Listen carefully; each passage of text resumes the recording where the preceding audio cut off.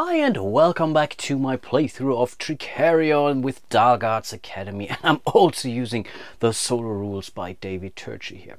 I think rule-wise I was okay, but I didn't really show you how to use the airboard properly because I simply didn't look at the components, because everything is printed here what you need to know. So you don't need to go back to the rules in respect to how you would do the priorities. All printed here. And if I would have put the card correctly onto the airboard so that this is a circle, everything would be clear here, to be honest. And yeah, but this is really totally on me.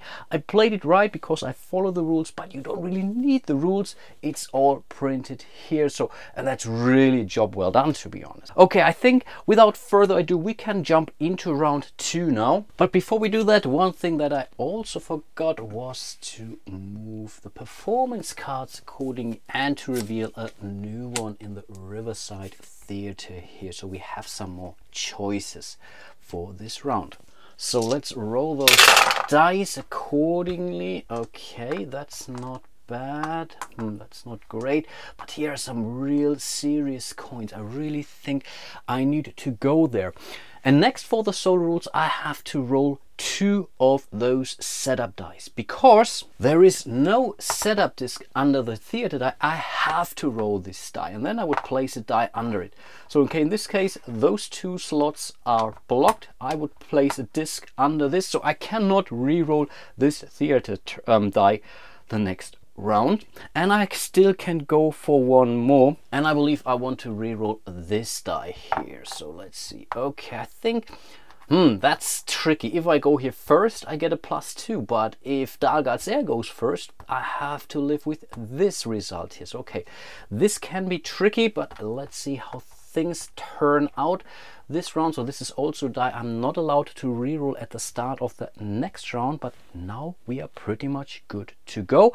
And as we are behind, we are basically the first player, which means we can advertise relatively cheaply this round, and I think this is what I want to do. So I place my card here accordingly. The same is true for the Heir here, the mechanicer in this case. I need to spend 1 coin. This gives me 2 victory points. The problem is Dahlgaard's Heir does the same at no cost. So again, he is in the lead. But for me, it's also important to make it over the magic threshold of 16 up there, because this allows me to learn more powerful tricks, unless I'm not willing to pay coins for the difference. Let's do some planning. If I'm really lucky, I can build a room or renovate a room and maybe grab one of those secret tiles. So let's send the manager to the academy. If I will be first, then I get 2 actions to do there, which is always a good thing. Let's send our protege to the workshop. We definitely need to prepare another trick. That's not tricky. The magician, should we move him to the theater? Yeah, why not? There is still a chance that we are going to perform something, and I think, yeah, we definitely want to perform something. And I'm not so sure where I want to send the apprentice here, either to downtown or to the dark alley. I think let's send him to the dark alley to be sure. Originally I really wanted to go to downtown in order to hire a new character, but actually I don't fancy another apprentice. I really would prefer to go for another specialist, like the engineer or like the assistant, for example. Okay, let's discard this card. Let's reveal a new one, and this is now a perform card. So because his stance is now ready, because he has tricks available that let's say matches his current fame level, he will now go for a perform. So this circle is now complete, and we follow this priority down there. And let me quickly do the assignment off camera. And this means both the magician and the apprentice will go to the theater like I did. We have also a competition here in the dark alley. I don't really care about downtown. Of course, he will go for another trick, or no, I think he will not. No, I think he will go for another assistant there. And I think no, I think it doesn't matter. He will go to the earliest slot in the theater, and I don't care about this. I will go to the Sunday performance anyway. So yeah, no, I think let's start with our apprentice, because we do have a competition. But I checked again, both of those slots provide you +1 energy or action points, so no, I think it doesn't matter either. But anyway, let's go there. As I mentioned, it doesn't really matter which slots we get. We have 2. With 2 we only get 1. I don't have a shard right now. This is really a pity, but I think I will go for this on-stage preparation, which is a pretty powerful card here. After preparing the trick, you may immediately move one of the received trick markers onto an empty slot on one of the performance cards. But I don't get, let's say, a link bonus, but still a great way to place your tricks on those performance cards. Then it's the Heir, and again we will go from here. We will always start with the apprentice, because the magician of the Heir will always go to the performance slot, nothing else. So he will go with the apprentice to the earliest slot possible. That's the Thursday. He doesn't care about those pluses here. He will simply ignore the plus minus or the on those here. We also don't get the yield bonuses or penalties in this case, so he simply has 1 action point right now, which means he will go for the trick with the highest yield, and he will always start comparing fame over shards over coins. For example, this case, that's clearly the window to the other world. So let's take this hard one here, and he will place those tricks basically in order to make the best link bonuses that he can achieve, and then he goes from left to right pretty much. Normally he would place a trick on a performance card that already has at least one of the heirs. Then he would check for any opponent trick markers here, but he will still make sure to get the best link bonus out of this. At least this is how I understand the rules. So he has to place it like this, for example, because this will create a link for him, so he will gain 1 extra fame. He in theory could have placed a trick here, but then he wouldn't gain any link bonuses here. And I think this is still the priority for the Heir. Correct me if I'm wrong, but I think that's how you play it. So therefore he created a link. This means he scores another fame point. He doesn't fancy coins at this point in time, or for those scenarios he will always prefer actual fame points over money, because he doesn't have to pay any wages whatsoever. And I think this is already the first theater action for the Mechanica, the Heir. And then it's back to us, and I think I want to go to the academy next with our manager. Therefore he will gain 4 action points, so I can take 2 full actions here. And I think the first thing that I want to do is to build another class, or is to build a first classroom in this point in time. We are still in round 2, which means we get to place 4 of our banners here as well. So there is currently a tie, which is really important for us. We still have to pay coins, of course. That's 4 coins in this case. We can afford this, and therefore we would also score 1 fame. And we still have 2 more action points left, which means we could either place a trick here, or we could go for one of those secret tiles. The secret tiles are cool, but I think in this case I really want to place a trick onto this classroom, because this trick can provide me victory points until the end of the game. And in this case I wanted to place the enchanted butterflies there. So I will now teach other students my trick of the enchanted butterflies. I've never showed it on stage, but why not? I still have to meet the requirements. I do have 2 cloths because of my manager, so I can keep it, but I don't need this trick prepared, to be honest. And you would lose those trick markers by the end of this round anyway, so I think maybe, yeah, let's do it anyway. Normally you would try to place the trick at least once on those performances before you do that, but right now it's really a good opportunity, and really you want to get those classroom early in the game in order to really optimize the use. So again, let's go for this diamond here. Let's place it on this classroom tile here, and now at the end of each round during the classroom phase, this trick here scores me all the fame points that the trick currently has, and that's 2 2 victory points each round, which is really huge. If someone would place another trick marker here, and it doesn't have to be me, both of the magicians would also gain this, I don't know, grand performance bonus, so we would both then get 1 shard. Or if I basically place the second trick here, then I get this, but only once in this case. But as soon as you place a trick onto a classroom, you are never allowed to place, let's say, prepare this trick again. So if there would still tokens available right now, I could still place them, but at the end of this round, I would remove all of those trick tokens from performance cards, from this trick card, and then this trick is pretty much burned because you showed it to the students, so it's no longer a secret. That's how you have to think about it, and you can only ever get rid of this trick by simply going to Dahlgaard's residence and discard it for another trick. Next, we would need to check if the stance is still ready, which it is. So we still have a performance icon here, we still have tricks available or trick tokens available, so it stays where it is. Once all those trick tokens have been placed, we would have basically slide this one down, and then we would follow a slightly different priority. But in this case, it didn't really change. So the next priority would be to go to Dahlgaard or to downtown. He will send his protege with 2 action points now. So in total, he just made 4 action points, which means he will take 2 dice now, which really hurts.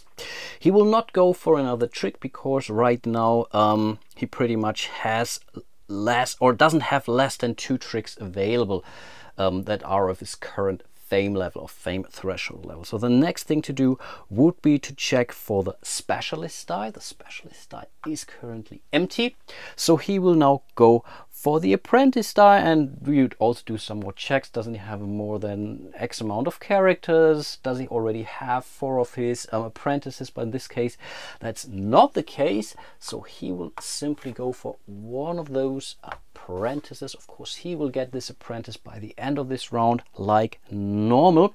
He still has 1 more die left, and his next priority is the bank die. Of course, he will always go for the highest one, which means he just scored 6 more coins, which can be a problem if he goes to 10 somehow. Anytime throughout the game, he will cash those in for actual fame points as well.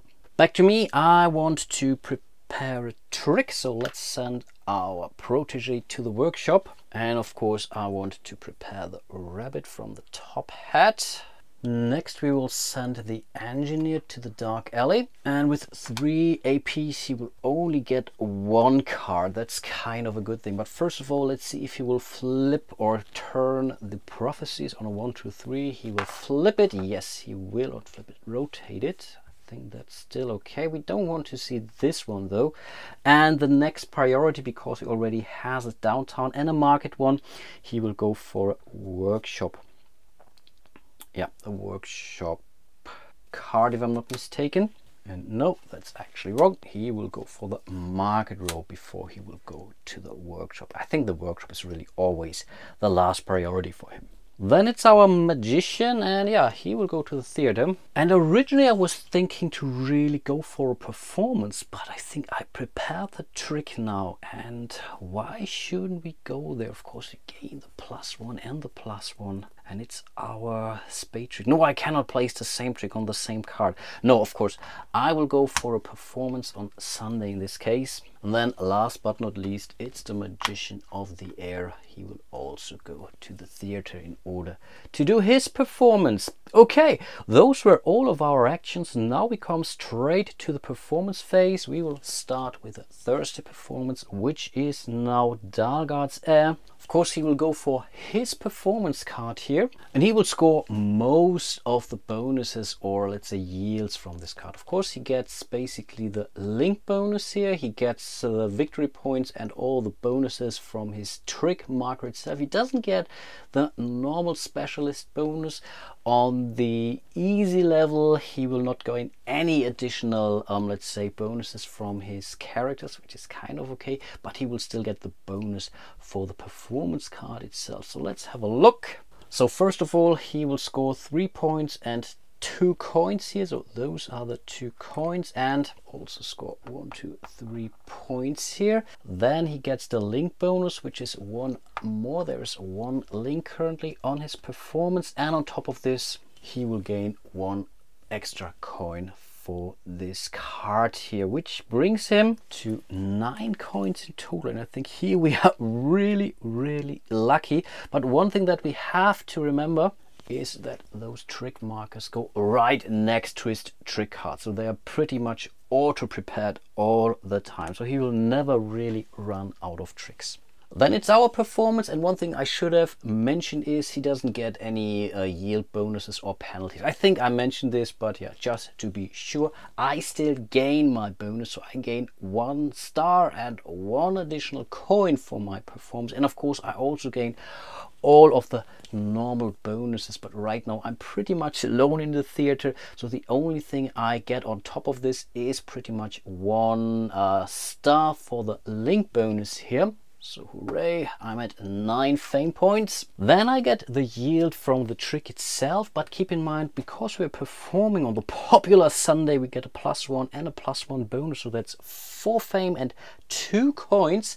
And especially those coins are really important. But we are not done yet, because we are practicing this trick all the time. This is really our most important trick now, which means we get yet another coin for this trick and also another victory point. So in total we will not score 3, but 5 victory points for that. How cool is that? And on top of this, the performance itself also gives us 1 additional coin. Unfortunately, we have to give this trick mark away, but we prepared the trick anyway during this round, so we should be good. This was the performance phase. Next we come to the classroom phase, and we are teaching one of our tricks here, and this means that we get the full fame points for this trick. If we would have placed our trick marker here, then we would go for the coin value instead, so we only would score the coins, but depending on the level of trick we would gain bonuses for the coin level. But really, I want to have fame points, so in this case we will simply score the fame points for this trick. This trick doesn't give us any victory points,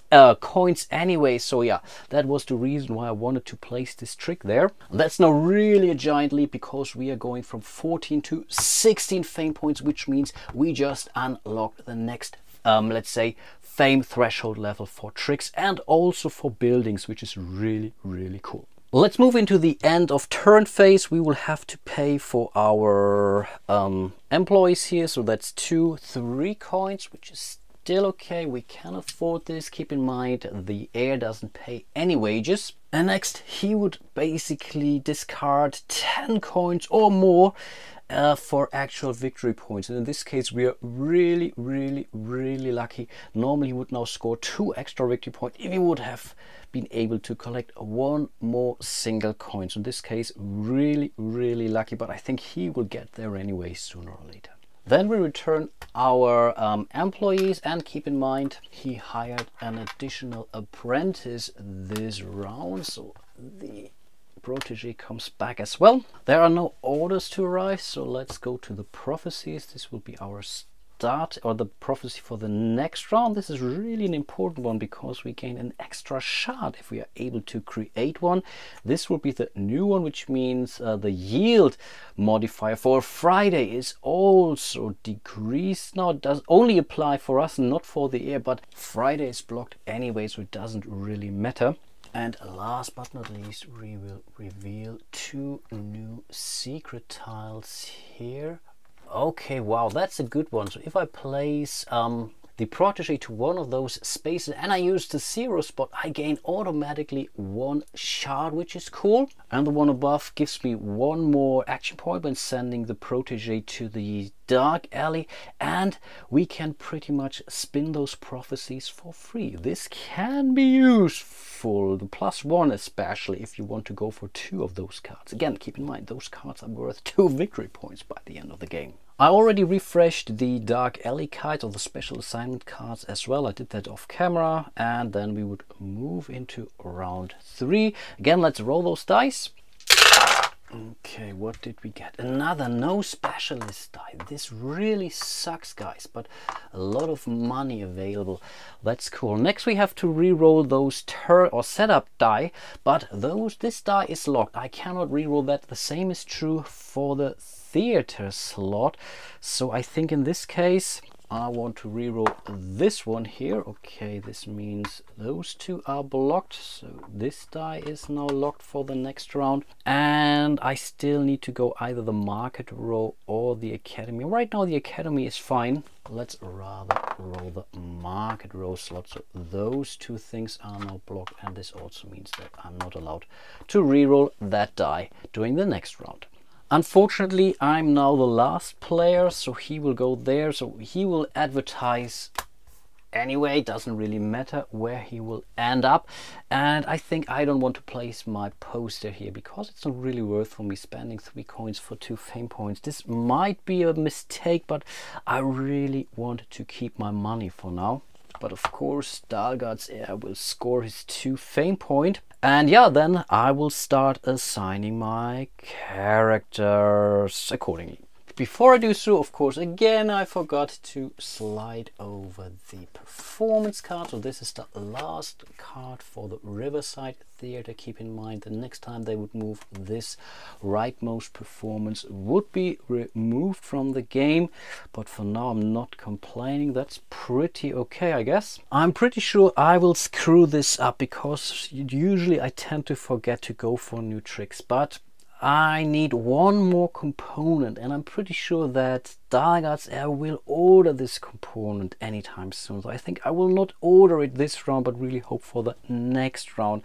And I really hope that this is not too late. So in this case, let's send the protege to the academy. Let's send the manager to the theater with the durable components now. And I will not go for the +1. I will really use those special ability, but I can pick and choose anyway when I trigger it. My apprentice will go to the workshop in order to exchange some of the components. This is something that's important. And of course, my magician will go to the theater to go for another performance at the end of this round. It will be still a very weak performance, but I think I really have to continuously go there in order to not fall behind in respect to fame points and coins, of course. Okay, then it's the Heir. We will reveal the new plan card, and this time it's a simple, oops, wrong way. He will basically be preparing stuff this round. So let's assign those cards accordingly. So his magician will go to the academy. His protege will go to downtown, and we have someone sent to the theater in order to prepare some tricks. And here he will use a special assignment card if he has one, and yes, he does have one. So he gets a +1 on this. Not sure if this really makes sense, but he will do it anyway. And he has now a 5th guy, but luckily this guy will only go to the workshop. It basically doesn't do any harm. He's behind in points, so he will go first, and yeah, his priority is clearly here. First of all, he will go to downtown, but this is not really a contested location, so he will really check for contested location. And in this case, the first contested location is the academy, so he will send his magician there accordingly. Oops, not the card, the disc. Therefore, he will get 5 action points, and this equals 2 actions. And yeah, let's go through his priorities. And first priority is always a secret tile, because right now he still has 1 more slot left. So 1 to 2 is the topmost, 4 to 6 is the down. So he will go for this one here. We will place it accordingly. So now his heir has a +2. So in total, that's 3 action points. His next priority is to renovate, because he has equal or less, in this case equal banners on the board, which is really a pity.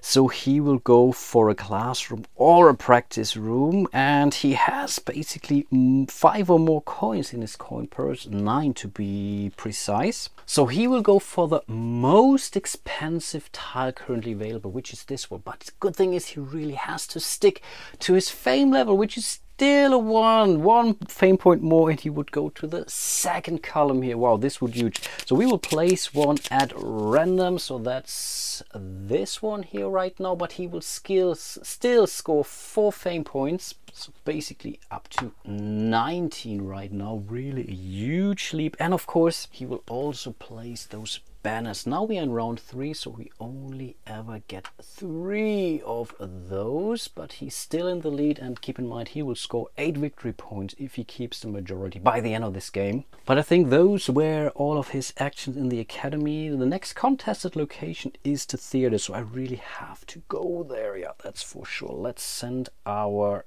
manager accordingly. And again, I will go for a Sunday performance here, so I only have 1 action point this round, but this is perfectly fine. I will use my rabbit from the top hat trick, and because I use the durable components, I get this marker back at the end of the performance phase. How cool is that? And of course I want to go to link bonuses here, so I will place this here. This is an optical trick. Yeah, that's the case, so I will place it right here. Normally I get 1 fame or 1 coin because I'm Lumina the Radiant. I get 2 or 2, and in this case I think I will get enough money, so let's go for 2 fame instead. But those were my actions in the theater for now. There are no contested locations right now, so he will now follow his normal priority. And in this case, yeah, that's pretty much the protege who will go to downtown with 3 APs. Again, he will get 5 APs, which equals 2 dice, and now he can get for another trick. And in this case he will go for a trick, and he will go for another trick that's here on the left. Not really sure if that matters, to be honest, but in this case he will go for a trick, and now he will go to the next level of trick. So we shuffle the 4 tricks from the fame threshold of 16 and assign 1 at random to the Heir in this case, and that's the future side. Wow, that's a huge trick. 4 fame points. Are you kidding me? So let's place the trick accordingly. Let's go for this diamond here. It gets 1 charge right off the bat. Let's see what is in his order or in his shopping bag. And I think I explained this a little bit misleading during my last video. Those are not components that he has. Those are really only components that he will basically use later on in order to alter the market row a little bit. So in this case, he already has this mirror, he already has steel, but he doesn't have any cloth. So he will simply add 1 piece of cloth to his shopping list. He still has 1 more die left. Of course, let's put this to an X. Next priority will be specialist. There are no specialists. Next is the apprentice. There is still apprentice available, so he will go for yet another character disc at the end of this round. Wow, this can really change things. I need assistants too, or new employees relatively soon in order to stand a chance, because otherwise he will really roll over me. Then it's us. We will send our protege to the academy with 2 action points. I get 1 action, and I think in this case I will go for this secret tile here. And keep in mind, I can use it whenever I send this protege to a 0 action spot. I gain 1 shard right away. Right now he doesn't gain any additional action points, but he still now starts to cost me actual money. So only with a second tile I pretty much also gain an additional action point, and then this guy costs me 2 coins each round, but it's still worth it. Back to the Heir. There are still no more contested locations. We still follow his priority. That's again the downtown. He sent 1 special assignment card, so he gets a +1. So this guy now has 2 action points, but I think those don't change anything, those 2 APs. No, it's still only 1 die, and again he will go for a trick, and as he only has 1 of his current fame threshold, he will now go for 1 of those chain tricks here, and again he will go for the 16 fame threshold cards. And now I really hope he doesn't go for the wrong card, because I wanted to get 1 of those cards. So there's 1 out of 4 chance. No, okay, we are good. This was not the trick I was going for, so that's okay. So the zigzag lady it is. So that's his last trick he can have for now, but of course he will also replace those tricks accordingly. He gets 3 trick markers, but for him it doesn't really matter anyway. And I think there are no new components on this card. He has all of them right now in his shopping cart. And yeah, this was really lucky. Let's send the apprentice to the workshop. I want to exchange some of my components because I need doves more than I need cloth. So let's exchange those stacks.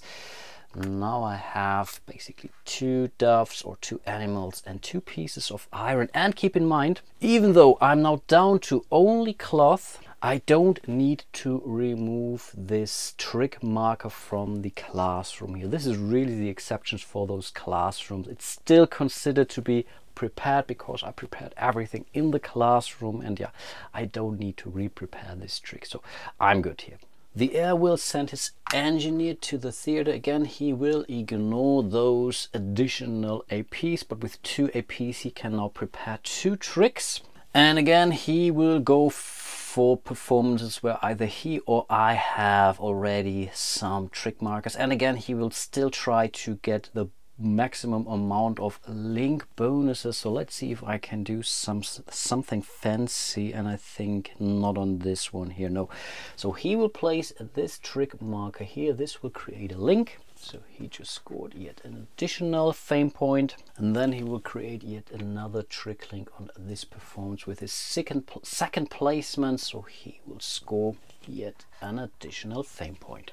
This is our last character. We will send him to the performance slot. So we will do a performance this round, and the Heir will send his apprentice to the workshop. He will do nothing there. And I think one thing I forgot when he renovated this tile, I just noticed this, and the rules explicitly say if he has 9 coins he will discard 9 coins. If he has more than 9 coins he will also only discard 9 coins, really pretty much keeping the excess because he built the most expensive or renovated the most expensive room there. Okay, let's move into the performance phase real quick. Again, I will gain all the bonuses there. Good thing is there are 2 links on this card, so I will score 2 link fame points now.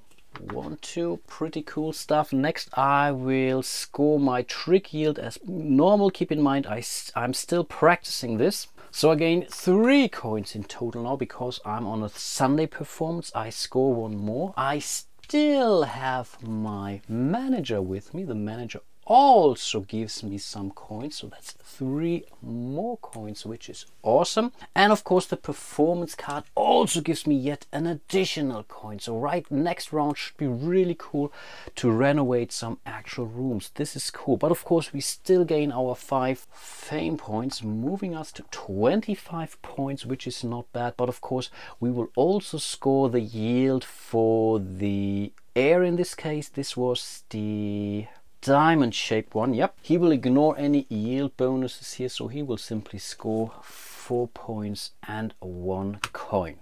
So for now we are tied, but I will score some more victory points during the classroom phase. Keep that in mind. And last thing to do, he will get his trick back. Unfortunately, our trick would have been removed, but because we played the durable components, we get the trick right back onto our trick card. Awesome stuff. Classroom phase, we score our enchanted butterflies trick, which means we score 2 more points, which is okay. Of course, the problem is he will gain those points at the start of the next round anyway, again, because he will advertise all the time. And then we go into the end turn phase. I will do this stuff now off camera, so I will really want to pay wages, turn those prophecy markers again, stuff like that. So this is really all stuff I will do off camera now. One thing I really didn't keep in mind, now we have this prophecy in place, so whenever you want to place your characters on a +2 action slot, you have to pay 3 coins for that. And I think this only applies to me, not to the Heir. This is the new thing. So whenever I do a trick link with this engineering trick, he gains 2 fame points, and this is really something that, yeah, the Heir could do in theory, so I really have to have a look at that. This time I've not forgotten to basically place those or refresh those performance cards. So we have the first Grand Magorian performance card now available, with really, they're producing way more performance bonuses, and they have some more room for cool tricks later on. For the next round, the Heir now has 6 character discs available. Well, that's really huge. Those are the 2 new secrets, which are both huge. So here you get a discount on building. That's really so great. And here you can pretty much gain basically resources from the market row, any resource. And if it's not available right now, you just simply have to pay 1 additional coin for that. So really speeding up, let's say, getting new components for tricks. So both of them are really great, and I think at the end of round 3 we will reveal new building locations or rooms we will be able to renovate. And then we move into round 4. We would reroll all those dice, but this is something I may consider doing it in a follow-up episode, but I'm not right sure if I really want to do that. It's really a long game, especially if you talk as much as I do. Maybe I could consider really doing the final 3 rounds in one final video, but then really want to speed things up, doing stuff more off camera. If that's fine for you, I really could go for a final episode. If not, then apparently not. But anyway, I really hope you are enjoying my little playthrough of Dahlgaard's Academy using the solo rules. And keep in mind, this game is currently still on Kickstarter, so you can get basically everything: the base game, the deluxe version, you get an upgrade kit. So really a lot of choices in this campaign. It's really doing exceptionally well, and I really wish those guys all the best luck in the world. Hope to see you soon in one of my other videos, and yeah, until then, bye bye.